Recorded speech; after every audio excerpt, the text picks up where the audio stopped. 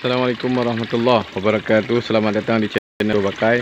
Saya hari ini akan mereview pada sahabat semuanya, rekan-rekan handai tolan, bagaimana membuat dua kolam dengan satu chamber dari barang-barang bekas dan juga barang beli. Nah, ini saya akan review tuntas dari video saya sebelumnya. Mudah-mudahan menjadi inspirasi. Maaf sebelumnya ini agak sempit dan banyak selang-selang yang tidak tertata sedemikian rupa karena saat pembuatan awal ini hanyalah untuk prototipenya saja, untuk desain lahan yang lebih luas. Ini hanya desain sederhana saja untuk lanjutan di lahan yang lebih luas, insya-Allah. Baik sahabat semua dari Utuh Channel, yang pertama saya mulai dari air bersihnya. Ini merupakan stok air bersih. Saya menggunakan 3 tong untuk air bersih. Jadi ini sudah air bersih, 1 masuk ke 2 dan masuk ke 3. Tujuannya saat mati lampu, semua air akan terkumpul di dalam 3 tong ini, sehingga saat kembali hidup tidak terjadi tekor air.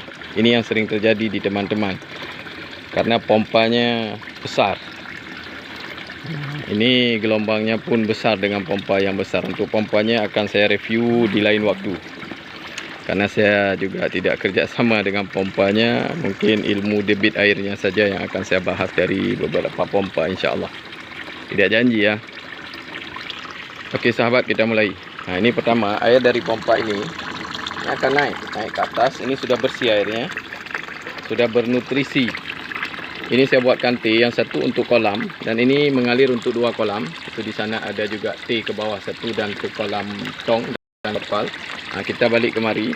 Kenapa ini saya buatkan ini? Karena pompa saya terlalu besar. Kalau saya fullkan tanpa saya buang kemari, ini akan tekor, airnya akan tekor. Dan juga bisa terjadi full daripada tank ini, karena saya menggunakan penyaringan yang lambat dan juga penyaringan yang lebih sempurna, namun lumayan kuat. Ini kadang-kadang terjadi tekor, maka akan dibantu oleh sisa yang di sini. Ini untuk membantu, namun bisa juga ditutup sebenarnya. Nah, ini salah satu solusi bila teman-teman kadang melihat ada tekor ketika terjadi sirkulasi. Nah, bikin aja keran pembuangnya kemari. Nah, kita pindah ke sana ya. Oke. Nah, dari pompa yang airnya sudah bersih, ini masuk ke kolam terpal. Saya buatkan seperti ini di kolam terpal, sehingga juga ada oksigen aerasinya, ada selang oksigennya, dan selang oksigennya bebas. Saya bebas saja, tidak pakai aerator ya. Tidak pakai aerator. Dan ini ada stop kerannya. Kekuatannya bisa disetel full dan bisa dilambatkan. Kalau ikannya masih anakan, ini saya lambatkan. Kalau sudah besar, saya besarkan. Airnya saya buka full. Kemudian yang satunya ini masuk ke kolam tong. Ini bisa kolam tong, bisa kolam terpal lainnya dan lain-lain ya. Nah, ini di sini kan ada ini bottom drain. Ini dia siku ke bawah. Sebenarnya boleh tidak dibolongin. Sistem gravitasi dari atas. Ini mungkin dengan cara yang lain, teman-teman bisa lihat mungkin di mana-mana di internet ada. Saya menggunakan sistem seperti ini. Kemudian ada di sini. Nah, ini skimmer. Dari dalam ini ada skimmer. Ini yang paling dibutuhkan untuk ikan, skimmer ya. Ini skimmer. Ini teman-teman, ada skimmer. Namun skimmer itu bisa disesuaikan dengan kebutuhan air, dan lubangnya bisa disesuaikan dengan kebutuhan. Jangan sampai pakannya keluar, ikannya juga keluar. Nah, ini ada tanaman-tanaman seperti enceng godok. Ini hanya untuk menjalan aksesoris kolam saja agar ikan tidak terlalu stres. Ini di dalam ini ada koi, ikan mas, dan beberapa jenis ikan air tawar yang butuh air bersih, seperti ikan durung, kalau bahasa Aceh engko kerling ya. Nah, kemudian ini dari bottom drainnya itu keluar ke penyaringan mekanik di sana. Nanti kita lanjut ke sana. Kemudian dari skimmer untuk kolam tong ini mengalir kemari. Maaf teman-teman, ini kameranya saya jalan-jalan ini ya. Ini mengalir kemari. Ini saya tampung di dalam timba bekas ember, bekas cat ya. Kalau kami bahasa Aceh, cat. Ini kami dari. Nah di sini kita untuk air skimmernya, sehingga air skimmer ini banyak mengandung buih-buih minyak-minyak ikan dan lain-lain protein ikan itu keluar dari badan ikan masuk ke tanaman. Ini bisalah kita sebut aquaponik ya. Nah, ini semua air yang keluar itu akan menuju ke sana. Ini dari kolam tong. Nah, bagaimana dengan kolam terpalnya? Kita lanjut di ujung sana ya. Nah teman-teman, ini yang pertama saya lanjutkan. Ini dari kolam tong tadi yang putih. Nah ini dari bottom drainnya, ini masuk kemari. Nah ini saya buat stop keran. Nah bottom drain masuk ke sini semuanya, ke tong mekanis, penyaringan mekanis pertama ya. Nah kita balik ke belakang sedikit. Nah ini teman-teman, kita balik ke belakang. Ini dari tong mekanis, dari apa, tong putih ikan. Ini saya buat T di sini. Nah, T-nya kembali masuk ke air bersih, tapi tidak hidup, tidak berfungsi. Nah, ini tidak saya fungsikan. Nah, ini kapan kita fungsikan? Ini kita fungsikan ketika kita akan menguras tong mekanis. Nah, nanti lanjutkan di sana ya. Nah, ini ketika tong mekanis pas, maka aliran dari bottom drainnya di tong ikan yang putih itu kita stop di sini. Ini kita stop sehingga airnya tidak habis dan hanya terkuras daripada tong mekanisnya saja. Nah ini untuk tong yang kolam ikan tong putih. Kemudian untuk dari skimmernya ini masuk ke dalam tanaman-tanaman dari botol bekas, dari botol-botol mineral bekas dan mineral gelas ya. Nah ini airnya masuk kemari. Tetap airnya menggunakan masuk ke dalam lubang pipa 3 inci ini. Nah ini teman-teman lihat airnya mengalir. Nah sama ini juga. Ini kalau diangkat ya terjadi ketinggian gravitasi, kita perlu tunggu ya. Nah ini airnya keluar dari sini untuk penyaringan dari tanaman. Jadi semuanya masuk ke dalam satu sumber. Nah dari semuanya. Nah ini dari tong ikan yang putih. Kita lanjut ke dalam kolam terpal. Nah ini teman-teman, untuk kolam terpal saya menggunakan bottom drainnya di sini nih. Nah ini bottom drainnya. Nah sementara ini bukan bottom drain. Ini kalau saya mau kuras kolam, saya buka yang ini. Nah ini bukan untuk tidak masuk ke dalam penyaringan. Yang masuk ke dalam penyaringan ini dia. Ini dua fungsinya, bottom drain dan juga skimmer. Kemudian saya tambah satu lagi skimmer. Nah ini ada skimmer, satu lagi. Nah skimmer. Nah ini skimmernya juga masuk ke bawah sekali dari saringan mekanik.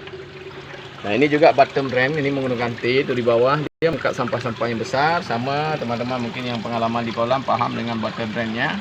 Tapi saya menggunakan sistem seperti ini. Nah sekarang baik kolam yang ataupun kolam terpal, semua aliran air sudah sirkulasi dan masuk ke dalam saringan mekanik yang pertama. Nah ini teman-teman, saringan mekanik pertama. Kita sekarang bahas saringan mekanik yang pertama ya. Baik teman-teman, ini saringan mekanik saya. Ini di sini saya buat seperti dandang. Ini ada pembatasnya. Jadi semua air masuk ke bawah dulu. Ini masuk air dari sini semua dan juga pipa dari bottom drainnya kolam terpal, bottom drainnya tong dan sirkulasi dari skimmer semua masuk ke bawah dulu. Semua air itu akan menuju ke bawah semuanya. Nah, ke bawah. Nah, setelah sampai di bawah ini kita sekat. Nah, kita sekat. Nah, di dalam ini saya kasih jaring-jaring bekas nelayan. Kemudian saya beri pemberat batu supaya jaringnya tidak terangkat, sehingga sampah-sampah itu akan diikat tersaring oleh jaring nelayan. Ini kalau kita pegang teman-teman, ini saya buktikan nih. Ini jaring nelayan teman-teman, mengikat sampah semuanya dia. Kotoran berat diikat sama dia. Nah, ini kalau saya angkat semuanya kotor airnya. Nah, ketika kita rasa sampahnya sudah banyak, saya buat pembuang penguras. Nah, ini saya kuras. Nah, ini kalau dibuka, ini akan masuk ke pipa penguras. Nah, ini ada pembuang untuk penguras masuk ke kolam yang lebih besar. Nah, ini kalau saya buka, dia akan keluar kemari. Nah, di situ teman-teman bisa lihat. Nah, itu keluar kemari. Ini tidak bisa lama-lama, nanti kering kolam saya ya. Baik, kita balik ke sana teman-teman. Nah.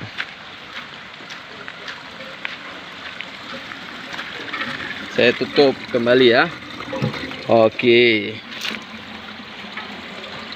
Baik teman-teman. Nah, kemudian ada satu lagi. Ini fungsinya apa? Ini kemarin ada kolam lain. Ini nggak ada fungsi sebenarnya. Sudah bebaskan. Ada kolam ke lainnya. Nah, ini yang tadi di kolam terpal untuk penguras. Ini kalau saya buka ini akan kering kolam.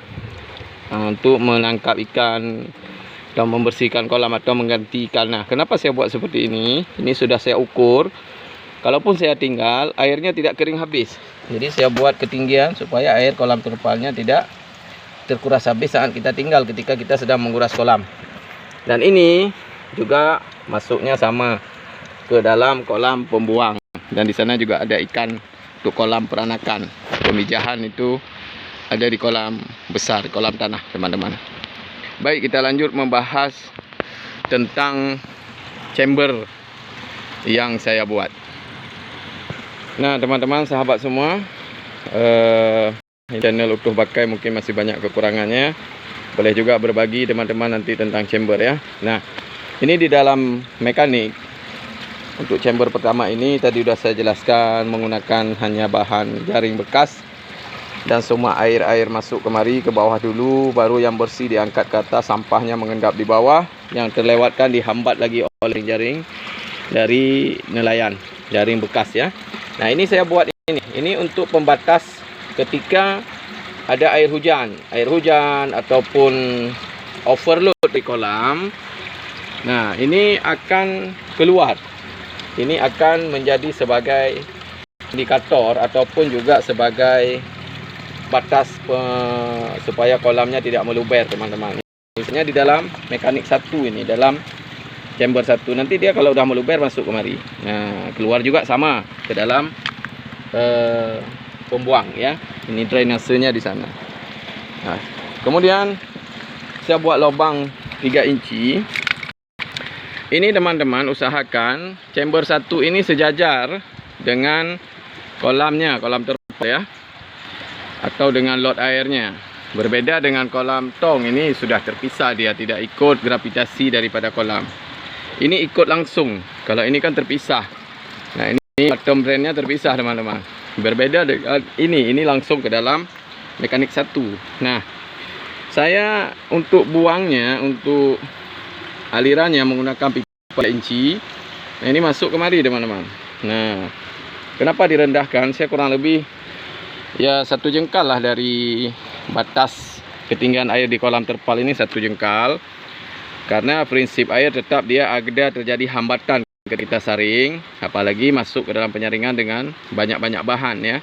Ini hukum fisika, saya kurang mengerti. Intinya ada hambatan dia, sehingga terjadi peningkatan air di sini.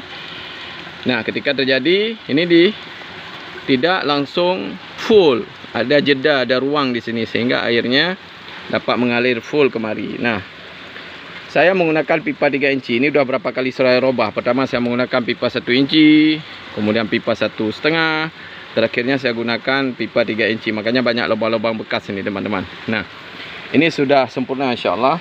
Nah, ini kemudian dari sini masuk ke chamber 2. Ini saya menggunakan metode seperti ini. Mungkin teman-teman menggunakan metode lain ya. Saya dari atas, ini saya sikukan ke bawah. Ini sini juga ada pembatasnya sehingga air yang sudah bersih naik lagi, sehingga ini kotor tinggal buang.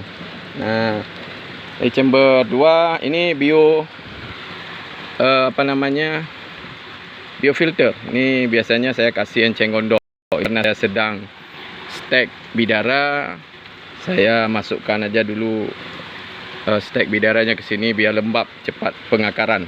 Kemudian ini masuk lagi sama teman-teman ini. Nah, tetap saya di dalam ini menggunakan jaring untuk jaring second ya. Sebelum masuk di atas saya gunakan jaring nelayan second yang bekas, beli murah, kiloan dia. Kemudian ini juga, ini nampak mungkin teman-teman tuh ada sikunya ke bawah. Ini saya tidak buat yang satunya ini saya tidak buat apa namanya pembatas. Ini langsung dia turun ke bawah, ke atas. Kenapa? Karena ini biasanya tidak lagi banyak sampahnya. Teman-teman bisa lihat sampahnya tidak begitu banyak. Ini saya sering gunakan ini untuk bakteri. Nah, ini sudah saya kuras bakterinya. Nah, ini bakteri yang hidupnya di terang. Kemudian ini lanjut ke chamber selanjutnya. Ini teman-teman. Nah, chamber ini saya tidak buka. Ini gelap dia. Ini untuk menghidupkan bakteri yang hanya hidup di tempat yang gelap teman-teman. Nah, ini kemudian lanjut ke chamber selanjutnya nih. Nah, ini sudah bersih teman-teman, dah masuk air bersih. Nah, ini tadi kita sudah buka airnya sedikit lama, jadi ini sudah tekor ya, terkuras. Nah, bagaimana solusinya kalau sudah terkuras tekor di batas ambang batas? Nah, saya menggunakan sistem yang sederhana sekali. Itu saya menggunakan sistem automatik ya. Jadi teman-teman, ketika air ini terkuras, saya ada sistem yang otomatis dia akan mengisi air. Nah, ini isinya kemari teman-teman. Nah, ini teman-teman lihat. Nah, itu dia akan otomatis mengisi untuk menutupi kekurangan debit yang sudah terkuras. Nah, teman-teman, demikian teman-teman, mudah-mudahan video ini bermanfaat. Jazakumullah khairan. Dan kalau ada yang mau tanya-tanya boleh komen. Dan jangan lupa like, share, and subscribe ya. Kalau ini menginspirasi, maaf masih pemula sekali, tapi mudah-mudahan saling berbagi lebih bahagia insya Allah. Amin. Jazakallah khairan. Assalamualaikum warahmatullahi wabarakatuh.